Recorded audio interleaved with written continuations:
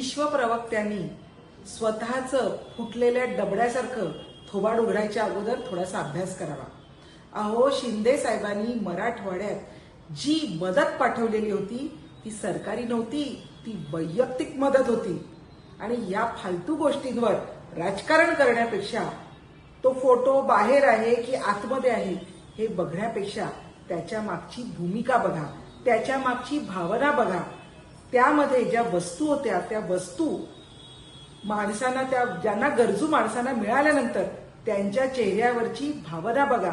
ते महत्वाचं आहे. तुम्हाला ते कळणार नाही कारण या आधी कधी वैयक्तिक 5 रुपयाची मदत तरी तुम्ही केलेली आहे का? कधी केलेली नाही आणि यापुढे करणारही नाही याची खात्री आम्हाला आहे. जर कुठलंही संकट नागरिकांवर आलं तर धावत जाणारा पहिला माणूस असतो एकनाथ शिंदे साहेब, शिवसेनेचे मुख्य नेते आणि महाराष्ट्र राज्याचे उपमुख्यमंत्री.